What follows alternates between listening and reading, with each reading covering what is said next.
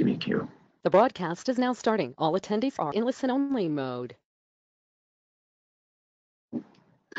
Hello, everyone, and thank you for attending the third and last webinar of our mini webinar series designed to inform you about emerald ash borer and the many details around management, biology, and cooperative actions associated with implementing successful plans. My name is Erik Lindberg, and I am the lead technical advisor for Rainbow Tree Care Scientific Advancements, and I will be the moderator as well as the presenter for today's webinar. So just for some housekeeping items, this webinar is worth 1 CEU. If you did not enter your ISA certification number during registration, you can enter it into the questions box now for CEUs. If you have any questions, please enter them into the questions box and we'll address them at the end of the webinar. And just so everyone knows, this webinar is being recorded and the recording will be available afterwards. So who is this guy that's doing this presentation today? Well, this picture was taken in the middle of the harsh winters of Minnesota, where it becomes necessary to grow a beard for warmth. I grew up in a small town just south of Green Bay, Wisconsin, but I received a bachelor's degree in ecology and environmental biology at the University of Wisconsin-Eau Claire, and then proceeded to move south to warmer weather to obtain a master's degree in forest ecology from Texas Tech University in Lubbock, Texas, where I did my thesis on looking at resin ducks and pine trees in relation to their defense against bark beetles in West Texas mountains. 3 days after defending my thesis, I decided that I needed to have winters back in my life and moved to Minnesota, where I started working as a plant healthcare technician at Rainbow Tree Care. And there I gained a lot of firsthand experience of identifying various insect and fungal pathogens affecting trees within the ornamental landscape, and got to learn a lot about the various ways to control them. After a couple of months, I was promoted to a project manager role for our research and development department at Rainbow Tree Care Scientific Advancements, where I got to conduct research trials on pests and pathogens all across the United States, throughout the world, to find solutions to problems that we currently do not have solutions to. And as of this July, I accepted the role of lead technical advisor for the company. And I get to take all of that knowledge that I've learned throughout my time in the field and in research and speak to audiences throughout the country to help others learn more about plant health care. Also, this is what I look like now. It's a much less dreary picture. Getting married kind of forces you to start looking a little bit more presentable, I guess. So, who is Rainbow Tree Care? Rainbow Tree Care is based in Minneapolis. We were founded by Tom Prosser back in 1976, and back then, Dutch elm disease was devastating the Twin Cities metro area. Tom's mission was, and still is today, to save trees. So he began researching how to protect elm trees. His work led to the development of an effective treatment, and Rainbow Tree Care was started. Since that time, we have expanded our plant healthcare treatments, developing the protocols for treating oak wilt and multiple tools for treating emerald ash borer, what I'll be talking about today. Today, we are the largest tree care company in Minnesota, and we currently protect over 7,500 elm trees from Dutch elm disease, as well as over 50,000 ash trees from emerald ash borer. And that's at our service location here in Minnesota alone. But in the early days of our company, there were a lot of products on the market, but there wasn't any science to back them up. So in 1997, we started Rainbow Tree Care Scientific Advancements, otherwise known as RTSA. And RTSA develops new products and treatment protocols to solve plant healthcare issues in the landscape. By having our tree care company at the core of our business, we have firsthand knowledge and understanding for how tree care and landscape companies operate and are able to develop products to meet their needs. So here is a map of all of the territory arborists that we have throughout the country for Rainbow Tree Care Scientific Advancements. It is impossible for one person to have knowledge of every issue present throughout the US and the ornamental landscape, but by having a team of arborists specialized in areas throughout the country and arboriculturists and business developers to help out, you can be guaranteed that someone will be able to have the answers to the questions that you have. So who is Rainbow Companies? Well, collectively, throughout all of these different business ventures, we have 40 years of tree healthcare experience. And with that, we employ over 243 full-time employees. Within that, we have 55 ISA certified arborists, as well as 11 ISA board certified master arborists. And I had indicated before that we have currently 50,000 ash trees under our protection locally to date. And in 2019 alone, we injected over 25,000 ash trees here in Minnesota Twin Cities. So we have a lot of experience with this. So our goal at the end of the day is to help you achieve predictable results. And we accomplish this in a variety of ways, but our foundation is always rooted in the science and creating science-backed solutions for you. I do the vast majority of the statistical analyses for the company, and if the data doesn't indicate significant differences, then I do not recommend it as a viable treatment. Understanding the science helps us then create the protocols, which involve diagnostics, treatment strategy, and expectations. From there, we implement training, and this is done in field through sharing protocols and helping actually conduct these applications. And lastly, one of the cornerstones of our company is technical support, which is providing real-time field support for you out there, so you never have to be stuck without an answer while you're in the field, because time is money. So how do we accomplish this?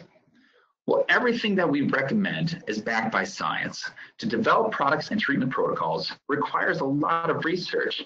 And in 2018 alone, we managed over 150 separate field trials. So to solve the pest problem, we evaluate a wide range of active ingredients and application methods.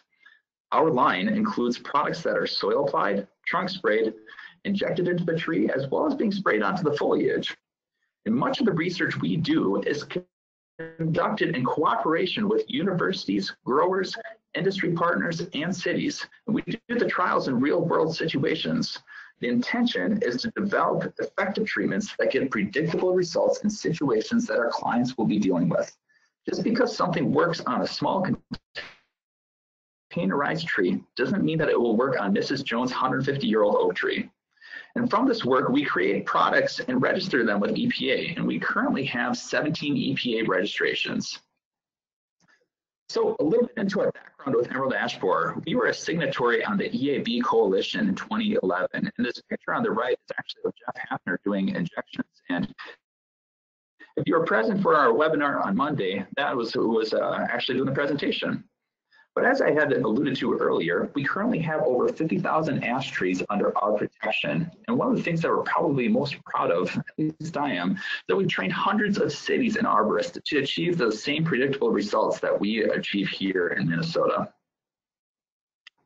So for the takeaway today, I want you to go away leaving with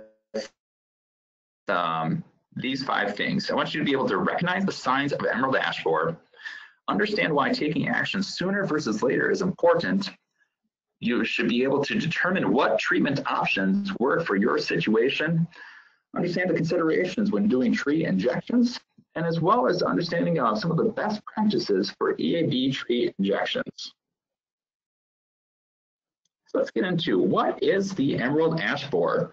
Well, EAB is a small wood borer that feeds on ash trees. It is not native to North America, and native ash trees have no defense against EAB. We stand to lose all of our ash trees to emerald ash borer unless something is done about it.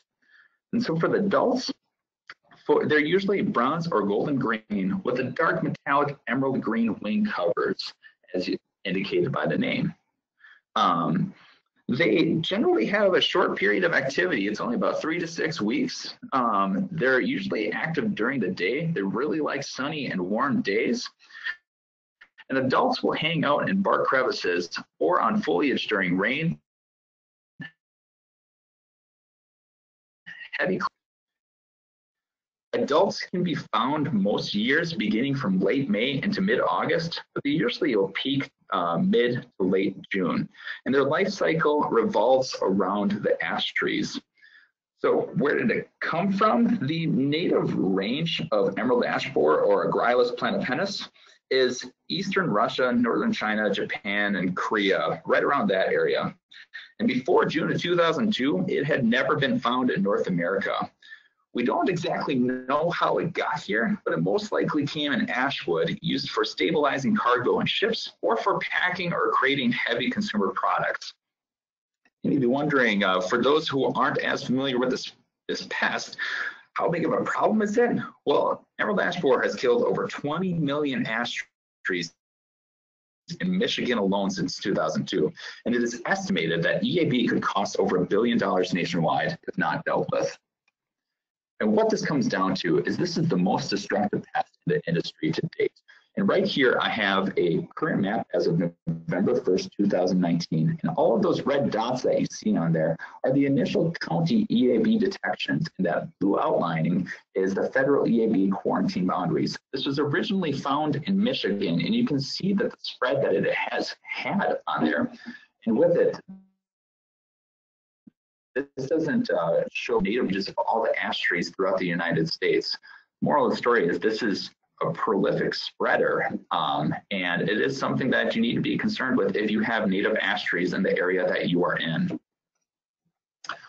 So let's get into some of the symptoms. One of the telltale signs of an agrylus beetle is the D-shaped exit holes. And so these, after the larvae emerge out as adults, they'll chew their way from underneath the bark. And these holes are usually found on the tree limbs and the trunks. A big thing to note is they're really small size. They're only about 1/8 of an inch wide. And sometimes they're a little difficult to see. You'll find them in between furrows and bark scales. Another telltale symptom is the kind of S-shaped feeding tunnels that you see in this picture here. And note that the hairpin turns that the EAB larvae take as they feed. The channels that they're leaving behind are packed with sawdust-like excrement, otherwise known as frass. Another sign that of emerald ash borer is the presence of woodpeckers. These woodpeckers love to feed on emerald ash borer larvae. And the mark that they leave when scraping the bark from the tree to reach that larva are called flecks. And this activity serves as an early warning, so you'll actually be seeing some of this woodpecker activity before you're seeing other symptomatic expressions of emerald ash borer activity in a particular tree.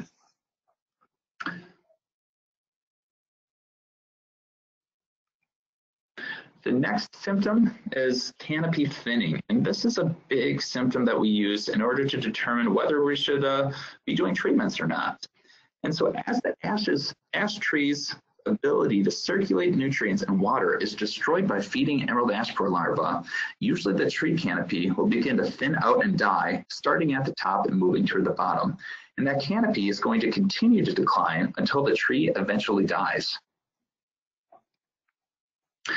And after you start noticing that thinning happening in there, another symptom is epicormic shoots. And these often appear at the bases, the trunks, or the large branches of dying ash trees as they attempt to compensate for leaf loss in that upper canopy. It's you can kind of think of it as the tree's last-ditch effort to try to survive. And they're usually composed of large, lush green leaves. So it's one of those things, if you're only looking at the epicormic shoots and the quality of that leaf tissue, you'd be thinking, wow, actually this looks really great. But that's kind of the last ditch sign that it's on its way out. The big thing is that EAB populations, they build up undetected, and the symptoms take time to show up. And so once you're seeing the symptoms, a lot of times it's usually too late to do anything. So here's an example. For year 1 of an infestation, that tree looks perfectly fine. You're not really seeing any issues happening with it. We get into year 2. Well, there's some moderate thinning that's happening, but you know, it's still standing. It's got a full canopy. It's looking pretty all right.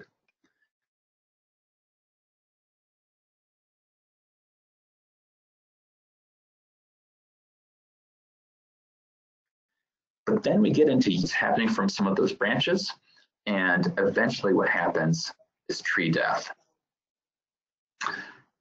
So here is a little graph, or actually a table that it really kind of shows the EAB status as you have more and more larvae present as that table moves down.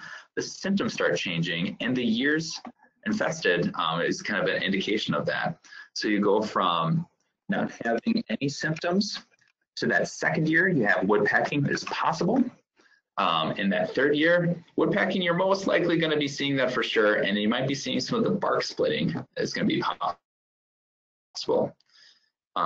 Year 4, the canopy is starting to decline. It's become years 5 to 6. That's when you start seeing some of those dead trees. So how does emerald ash borer spread? Well, the adults really own less. A lot of times new infestations are found near campgrounds because they're not as strong of fires. It's really been the result of a man presence of moving some of these infested wood around, whether it be through nursery stock, whether it be through firewood, or through ash waste product. Firewood is probably one of the biggest things as to why they're found near campground. They'll burn some of it and then they just leave it there. Maybe it's going to overwinter. And when it comes to springtime, a lot of these new adults will be emerging, and now you have a new infestation in an area. So this gets down to a cartoon that I like, showing a camper just going willy-nilly and bringing in his firewood into his campground, and the emerald ash borer is just traveling with stupid. One of the biggest reasons why this has spread so badly. So what are the impact of this? The impact of the emerald ash borer is it kills all ash trees. If you have an ash tree, it is going to be susceptible to the emerald ash borer. Additionally, with this, a big concern is falling branches, and dying ash trees are really dangerous to remove. A lot of times they become brittle, so it's difficult to get a climber up there and make sure that he's safe. It becomes a public safety, because if you think about in this example, you have a tree in the right of way, and it's walking across. If that branch hits them, that's going to do a lot of damage and might even cause death. But it is an absolute concern with that from a public safety standpoint. One of the biggest things from a municipality standpoint is rapid tree death. It can be incredibly difficult for municipalities to keep up with the removals if treatments are not utilized in time. So a lot of times the budgets, I haven't met a municipality that hasn't had budget concerns. And with that, it's hard to deal with the huge influx of dead ash trees that need to be removed. And because they are so brittle, they really need to be taken down within a timely fashion. And it's really difficult to be just kind of keeping up with all of that. So we get down to the exponential death curve ash population to kind of get more into what I'm talking about. And so Deb McCullough is a forestry entomology professor at Michigan State University, and she helped develop the SLAM model. And if you attended one of the webinars either yesterday or on Monday, that was hit on a little bit. But in there, they're saying that if the borer population doesn't explode instantly, it takes some time to build up, but then it explodes exponentially. So you can see within those first couple of years, you have low pressure symptoms and it's slow to show up. You're not really seeing a lot of mortality, but you kind of reach this tipping point, almost like a point of no return, where you have incredibly high pressure and the rapid tree death. And it's because the population of those emerald ash borers are starting to build up. And here is an example. Emerald ash borer was discovered in 2006 in this area. This is 2009. This is a photo of the boulevard. You can see that the canopies of these look pretty great. Fast forward 2 years, that canopy's gone. And just looking at it, some of those are decent size ash trees, and you're having to deal with the removal of all of those. And every single one of those is within the right of way. So it becomes a municipality issue. So it becomes a difficult thing to manage. So how does it accomplish this exponential growth? Well, one female emerald ash borer will lay between 75 to 90 eggs per year. And these eggs have an incredibly high survival rate, 90%. And the other thing with it is about half of those eggs are female. So let's use an example. So you have one emerald ash borer. It produces 80 eggs. What is that going to look like in 5 years?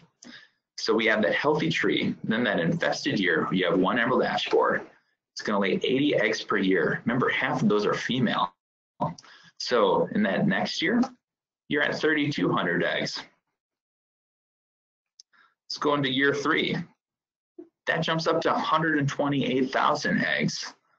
You can kind of see the trend that's happening. Year 4, we're at about a little bit higher than 5.1 million eggs. And year 5, you're at almost 205 million eggs. And this is what I'm talking about, how these populations can just explode. And this results in rapid tree death. And the impact of this is most ash trees will die in just a few years. So a little bit into the emerald ash borer research background that we have. So we started doing emerald ash borer research in 2004. We had 21 long-term multiple year trials, and some of those were just being implemented over the past couple of years. Throughout this time frame, we have evaluated 14 different technologies and evaluated 59 experimental treatments, because we really want to make sure that whatever we suggest to you is backed by science and that we trust the protocols that we're suggesting.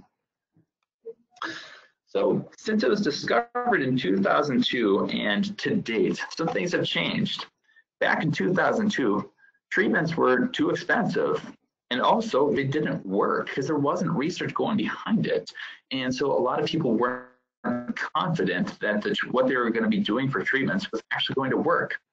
Additionally, the thought was that removing trees can actually slow the spread of emerald ash borer. Well, fast forward 17 years, and treatments are far less expensive than removal itself. Additionally, with it, there's been a lot of advancements in research and products and the quality of products that are out there. So proper treatment is highly effective. Additionally, with it, we found that removing trees does not slow the spread for this. So some key factors to evaluate when trying to think about your treatment options is 1, make sure whatever product that you're using is backed by research. That's incredibly important. 2, insecticide active ingredients. There's going to be 3 insecticide active ingredients that I will discuss today, and those are ones that have been thoroughly vetted out. So you want to make sure that whatever product that you're using has been researched before and has been demonstrated to actually be effective. Dose is incredibly important. You want to make sure that you're not underdosing in order to be able to get enough active ingredient in that leaf tissue and that vascular tissue in order to get the protection. But also you want to make sure that you're not overdosing, that you're not applying not according to label, and you're not wasting product. Application method is another thing. Whether you're going to be doing a soil drench, as a bark spray, as a trunk injection, all these different things, you need to be able to determine which method works best for you. Treatment timing is something I'm going to be getting into a little bit more. Certain active ingredients are more soluble and move into the tissue faster. Other active ingredients are less soluble, and additionally, you have different residuals of half-life of these active ingredients, so that timing is really important. Cost is another big factor, and that's something that municipalities will deal with quite a bit, and trying to figure out what is the best option for you. And as well as for applicators and homeowners, you want to make sure that treatment is affordable. And lastly, you want to look at the tree and environmental impact. You want to make sure that any product that you're using, you're not having unintended consequences. You know, let's say that you have an ash tree and you have a bunch of annual showy flowers that are planted underneath it. You're not going to be wanting to use a systemic insecticide that is applied to the soil, because most likely that's going to be taken up by some of those annuals, and it could have unintended consequences on some of the pollinators visiting those flowers. So there's the 3 treatment methods we talked about, and with this, really want to think about which method to use. And the first thing I would propose is, what do you currently do? And by that, what do you have the capability to do in regards to manpower, equipment, etc.? Sometimes you're better equipped for other things rather than others. What is the EAB pressure looking like? You know, is it 50 miles away from you? Is it 25, 5 miles? Is it your neighbor's tree right next door? Those are going to influence which product that you're going to be doing. Additionally, budget. As I was saying, with municipalities, you know, you're working with limited budgets. You want to be able to get the best bang for your buck and be able to have the most effective treatments. And additionally, the environmental concern. You know, you want to make sure that you're not over applying some of these things. And I'll get into some of these active ingredients in a bit. But I wanted to show on here, this is a canopy evaluation card. This is just kind of like a tool to understand what these different benchmarks looks like. So it's 0% and then in 10% intervals all the way up to 100%.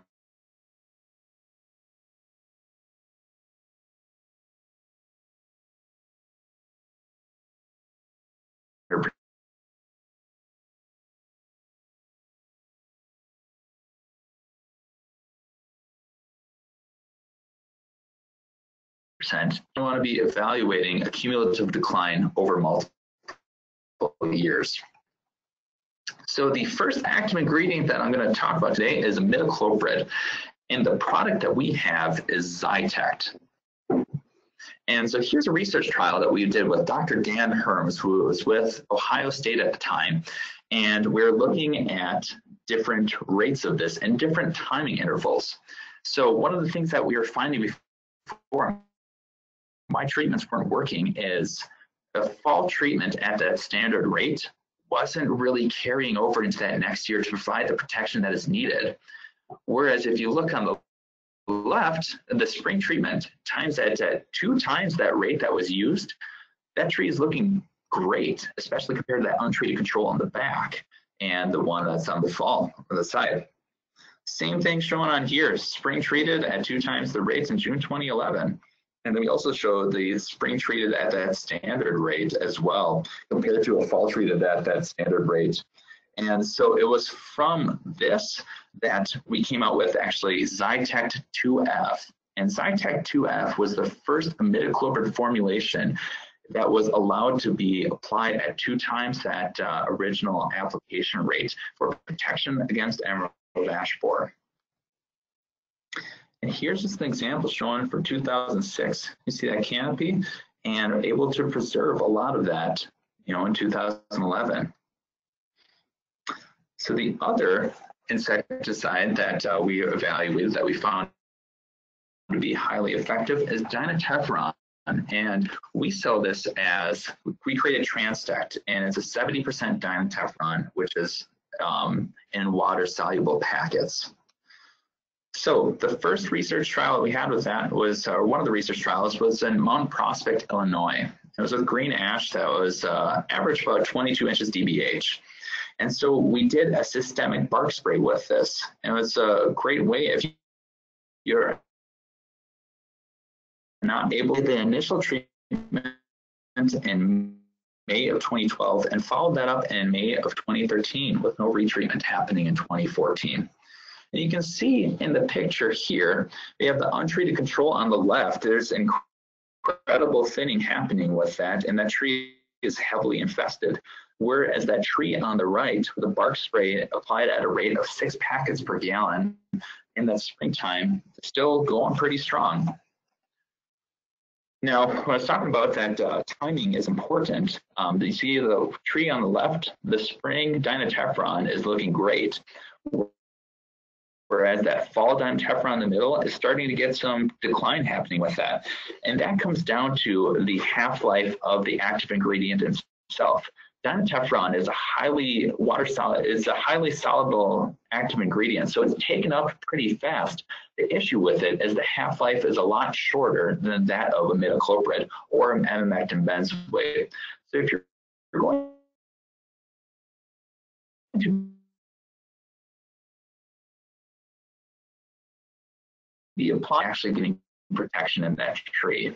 So you want to make sure that any applications of that is going to be happening in the spring. But you can see that it's effective though, because you can see the untreated control in the back, as well as some other ash trees even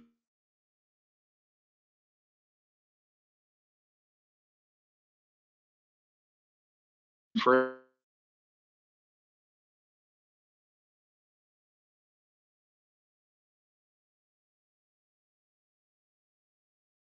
There's that new healthy growth that's happening after the treatment. So it's allowing that tree to actually recover from some of that damage.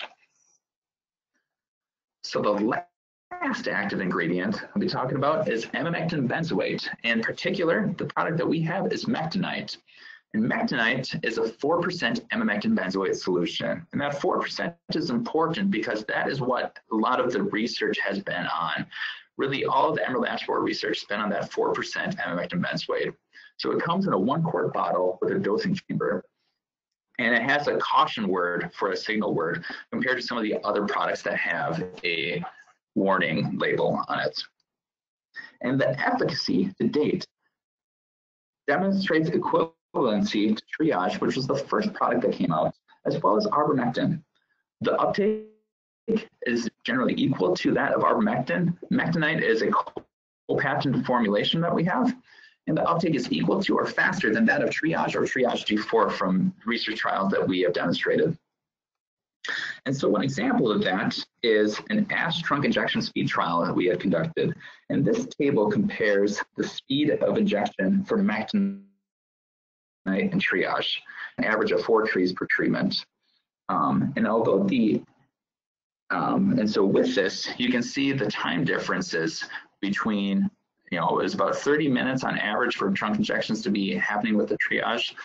But for MECTINITE, we're able to accomplish some of these injections much faster with a 6-minute time frame. And so with this here, you can see, a treated versus untreated with Emamectin benzoate. Treated in 2013, evaluated in 2015. That one in 2013 still has a great canopy associated with it, whereas the one right next to it is completely dead.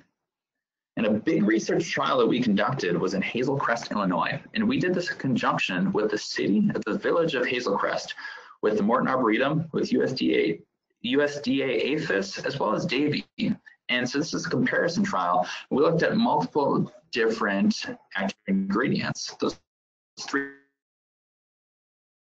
active ingredients that I've been mentioning now. A quick little map showing where some of the treatments were happening, now all encompassed within one area.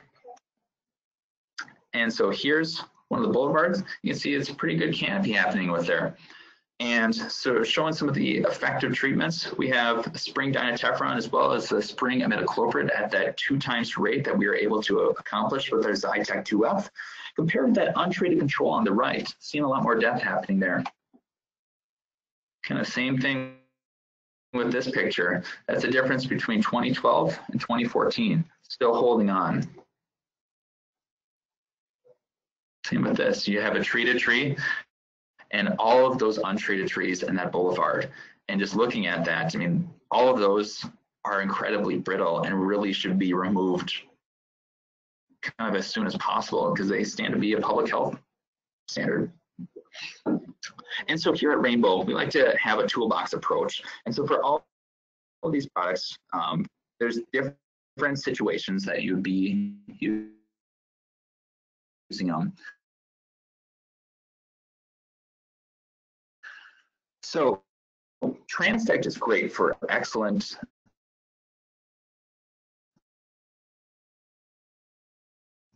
is great for remote areas.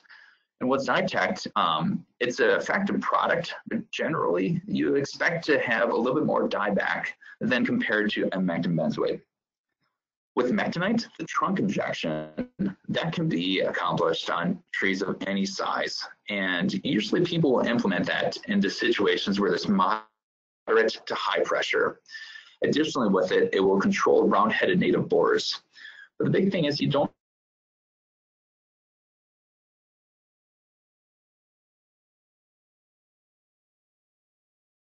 need to just use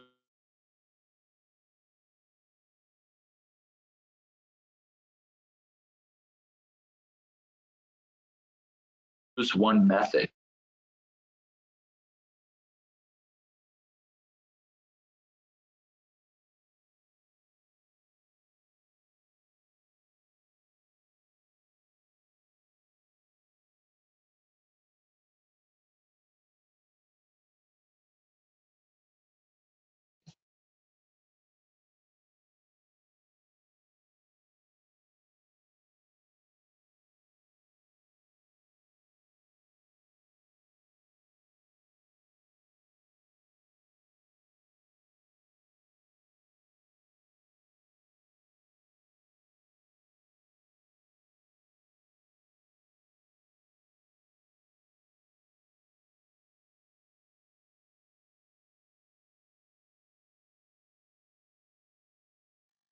Get that taken care of. 1 second while we work through that.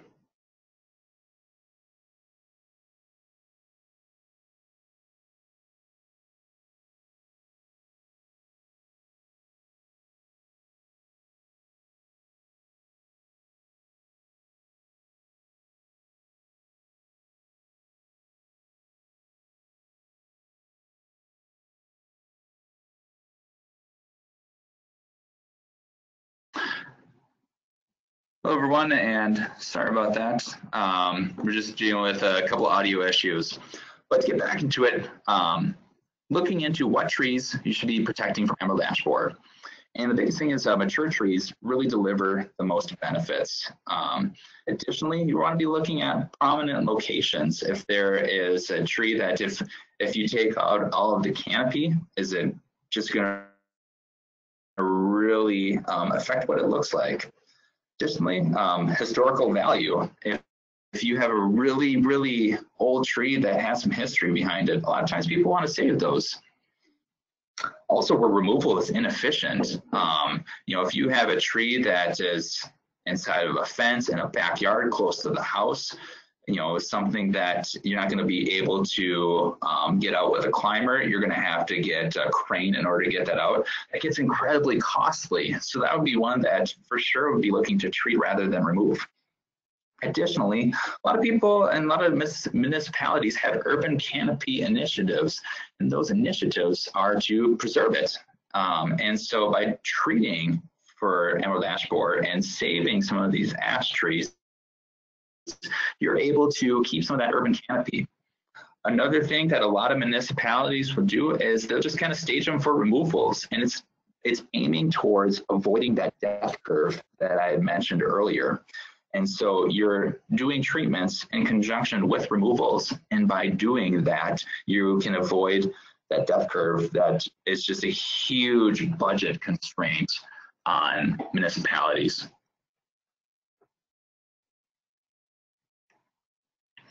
So when should you start treatments? So looking at it, generally a rule of thumb that I used to say is if it's within 15 miles of an infestation, you should probably be looking at, you should be looking at doing treatments in order to protect those. Because just because you're not seeing symptoms in there doesn't mean that it's not currently infested. If you remember, it takes a little bit for those symptoms to start building up. You can consider, it's usually a low risk preventative for trees that are within that 15 to 25 mile range, but it's within that 15 mile range that you really want to make sure that you're hitting on that. And with this, it is important to remember that moving infested woods moving infested wood does create an outlier for sites that take years to show up. An example of this would be over in Boulder, Colorado. If you remember that map that I showed you earlier, they are currently dealing with emerald ash borer, but it's not anywhere close to them, and it's because it got transferred over there. So with this, EAB treatment timing, this is kind of like what you look at for a couple of different products. Xytect is great to use with the 2F formulation. You can either do it in the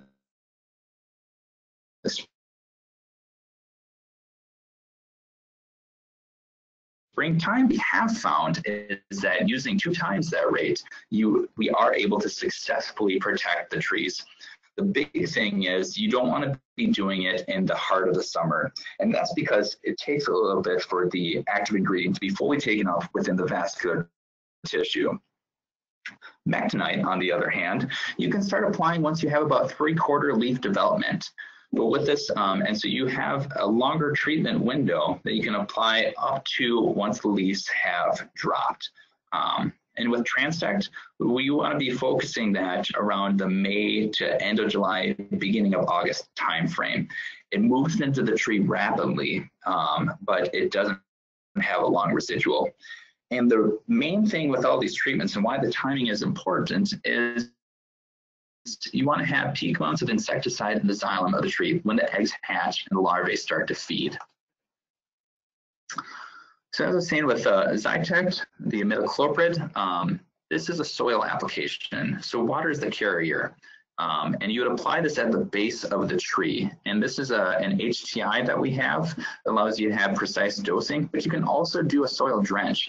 And we apply it at the base of the tree because there's a lot of fibrous roots that are present around there. And you want to make sure that the active ingredient that you're putting in is being taken up by the target tree and not anything else. So it's not going to be like when you do a fertilizer application when you're going underneath the drip line. You want to be as close to the trunk as possible. Additionally, we have bark sprays, which are done with Transtect. This is active ingredient of this tiny Teflon. And so you will do a spray from the base of the tree to about 4.5 feet up. And you spray to runoff. This is going to be applied evenly around the trunk. And generally, you'll get about 60 to 85 inches of DBH that you'll be able to treat with 1 gallon of spray solution. And with MECTINITE, as I'm saying, it's a 4% Emamectin benzoate, and the rates that you would use, it kind of depends on the situation that you're in. If you're in a low outlier area, you can probably get away with doing a lower rate. Whereas if you are treating a tree that is right next to a heavily infested tree, and you're still within that less than 30% canopy decline, you can consider doing a higher rate with it. But what's nice is the label allows for a variety of different rates to be used. Now, the preferred injection location is important. You want to make sure that you're targeting that sapwood. And with that, it allows for better distribution. And that's kind of because the root flare grows at about 1.5 times the trunk. So you want to go as close to the base of the tree as possible. So I was talking about using a 4% solution. One of the things that people are wondering about is what about higher concentrations of Emamectin benzoate? Are they faster? Do you get more into the tree? And so with this, earlier this year, I conducted a research trial looking at time differences between injections with MECTINITE as well as a 9.7% Emamectin benzoate solution in order to examine uptake times better. I injected I'm just going to call it 10% solution straight, and also diluted it to a 1-to-1 ratio, which is indicated by the word dilute in the graph. Letters above each bar graph indicate significant differences from each other. If the letter is the same, then there are no significant differences between those respective treatments. And if they are different, they are significantly different. My study concluded that there are no significant differences between treatment time between using MECTINITE, a 4% solution, or a 10% Emamectin benzoate solution. Additionally, with it, the Q-Connect performed just as well on an individual tree basis relative to injections done with the quick jet air. And that's just on an individual tree basis. Most people operationally will go out with 2 Q-connects, so you can start setting up one another while the first one is finishing, allowing you to optimize operational efficiency. Overall message I want you to take away from this graph is that MECTINITE injects just as fast as a higher concentration formulation, and the Q-connect performs just as well as a compressed air system. Plus, you don't have to use plugs in order to accomplish the injections. Additionally, with this, a higher concentration formulation of Emamectin benzoate is not a novel idea. Back in 2015, we had previously worked on developing higher concentration of Emamectin benzoate as a next generation product. The graph on the left shows leaf concentration 1 week after treatment. And the RTSA 700 refers to a 4% solution, 710 is a 10% solution, and the RTSA 720 is a 20% solution. And so you can see that the amount of Emamectin benzoate that was contained within the leaves is much higher in that 4% solution, and you're kind of having this drop-off that's happening when you're in these higher concentrations. So that's 1 week after treatment. 3 months after treatment is the graph on the right, and with that you're seeing that same pattern in there. So what we concluded is that injecting low volumes of high concentrated material results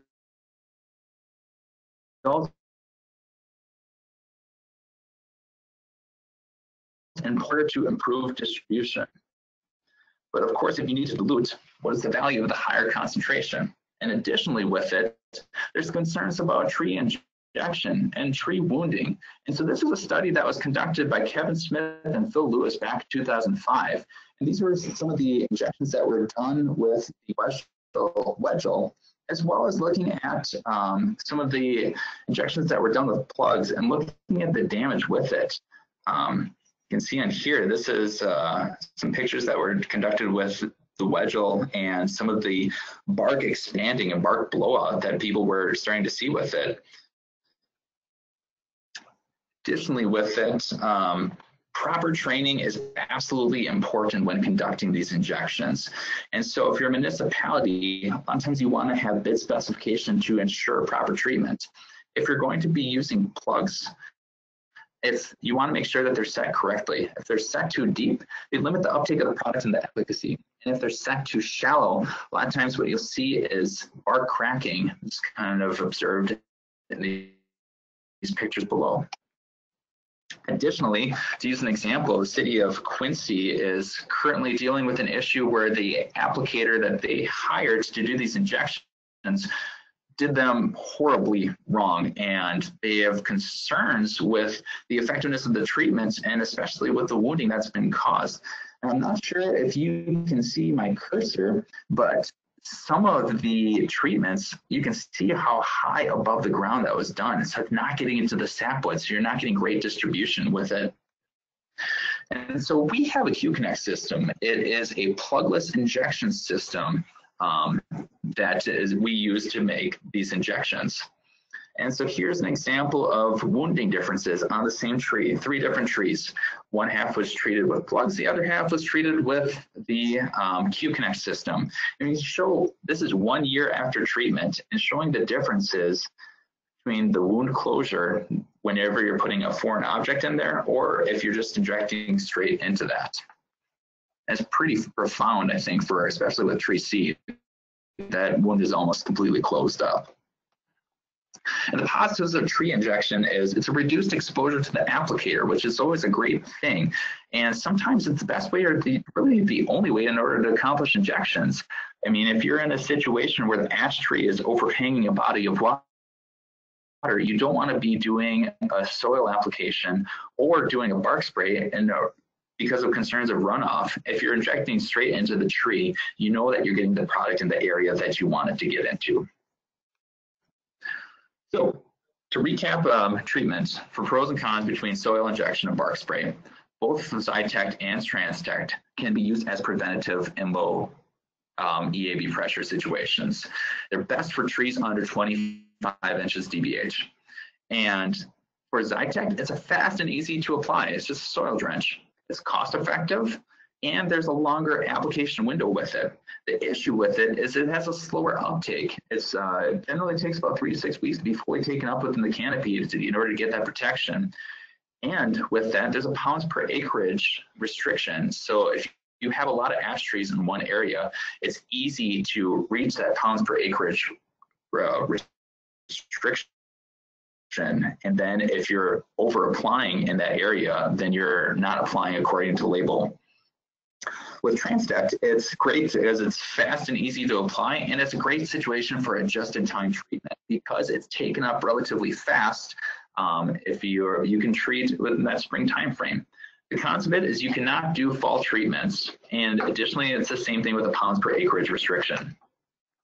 Now with MECTINITE, whereas the other two are annual applications, MECTINITE has a 2-year protection. It's a 2-year protection therapeutic treatment, and you can protect both small and large trees. And it's great for the cons with it is it requires specialized equipment, and it is wounding the tree because you're putting an injection in there. So if you are going to be doing tree injections, you want to make sure that you're applying by the best practices that are out there. And so with this, this is an overall case study for our local service market here. And it's talking about that not all formulations of Emamectin benzoate are created equally. So we had one year that all we used was triage G4, and we treated about 272,460 DBH inches. And the average inches treated per on-site labor hour is the 55.15 inches. When we switched over to MECTINITE, we treated 445,758 inches, and we're coming out to about 80.42 inches that were treated per on-site labor hour, which is an overall improvement of about 45%. And it's because of the inactive ingredients associated with the formulation allowed for better uptake. Additionally, with this,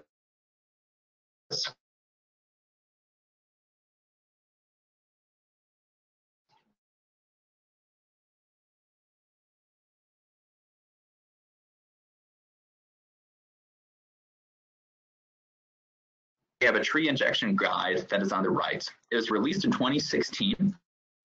It was produced and published by ISA and reviewed by 18 industry experts. And the co-author of this was Dr. Smiley and Sean Bernick. So if you're just starting into tree injection, I would encourage you to pick up a copy of this and to take a look at it. Additionally, Sean Bernick works at Rainbow Tree Care Scientific Advancements. And if you ever find yourself in Minnetonka, Minnesota, I think that he will volunteer himself to autograph a copy of it if you want it.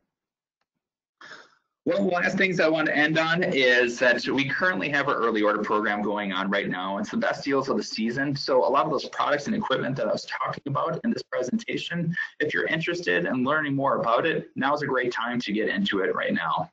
So there's some the information down there. And so with that, I will conclude the presentation and I will open the floor to any questions that are out.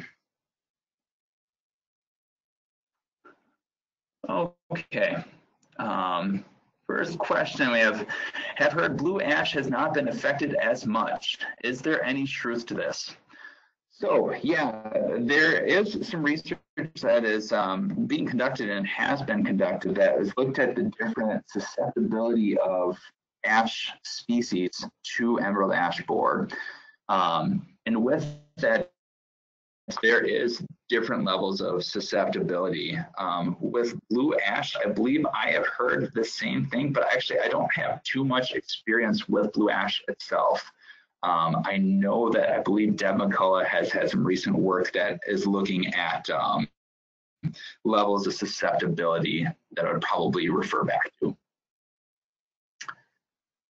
Okay. We have another question. What is 3/4 leaf development? So yeah, so that's what I'm referring to is, in the springtime as the ash trees start leafing out. Once it gets to about 3/4 of the size of the leaf that it normally is at, that's a good time frame to start doing the treatments. Whenever you're doing these treatments, you want to make sure there is leaf tissue on there because those stomata are open. and then it allows for the transfer of the active ingredient through the vascular tissue and to move up throughout that canopy. Okay.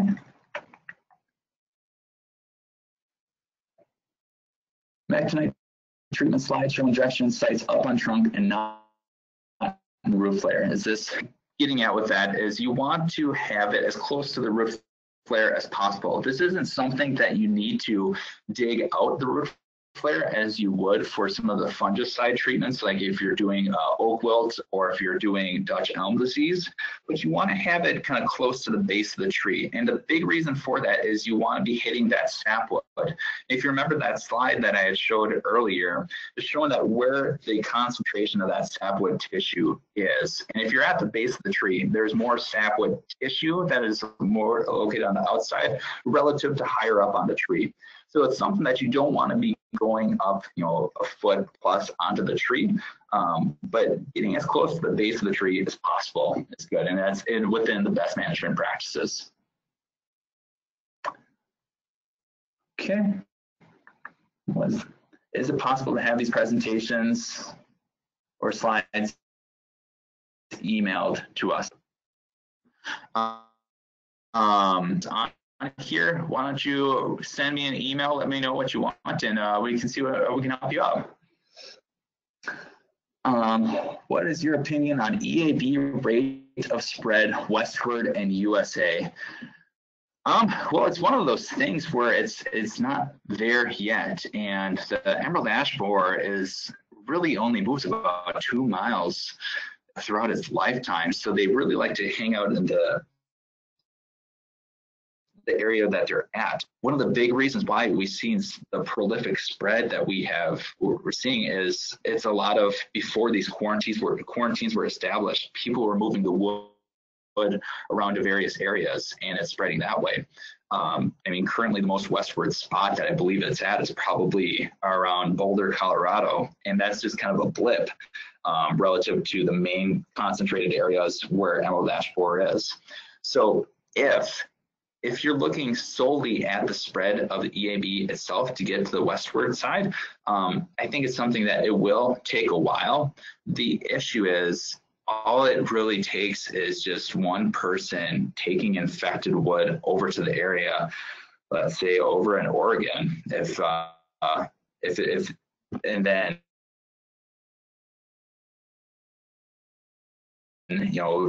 kind of that exponential population growth that happens with emerald ash borer over the course of a couple years. So it's much slower, and even with it, Boulder, Colorado definitely it's been hammered with emerald ash borer. But if you go to Denver, we haven't had any trees that are displaying symptoms of it yet. So hopefully I kind of it's a hard one to exactly answer per se. Have you had any concern for tree structure when treating trees that are 20 to 30% infected since the wood breaks down so quickly? With that, that's kind of the threshold that we have found. We have had issues treating at the 40 to 50% level and higher.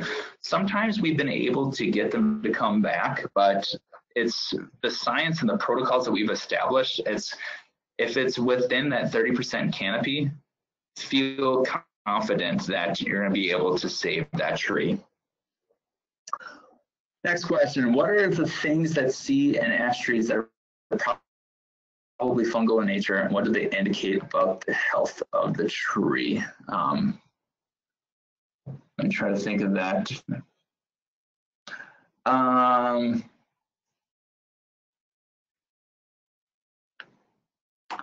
Trying to think of maybe what might be referring to with that. And with this, sometimes there's I believe there might be a phytoplasm, or it might be ash anthracnose that you're referring to. With it, it might be a little bit stressed, but I haven't seen that it directly correlates to like insect activity or things along that. Show the slide for proper injection sites. Let me see.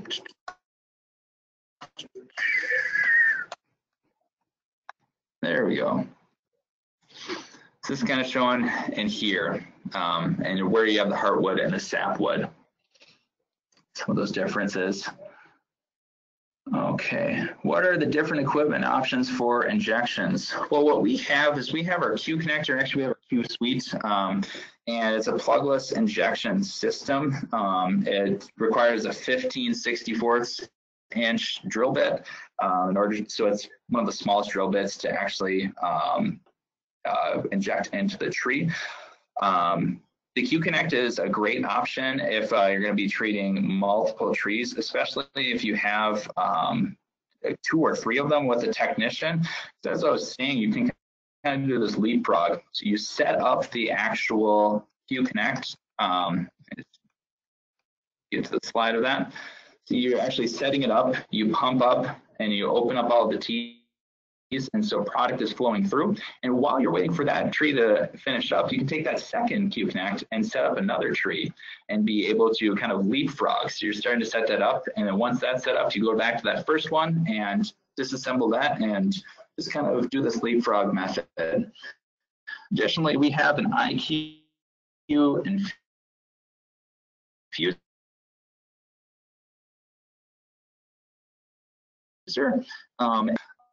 It's a great tool for that. We also have the Q gun, which is a manual gun. So rather than pumping up with the bike pump or using electronic components in order to make the pressure, you're actually going to squeeze that in. And that one I really only suggest if you're only going to treat maybe like 1 or 2 trees a year, just because it is more labor intensive, and the Q-Connect is a much better system to accomplish some of those.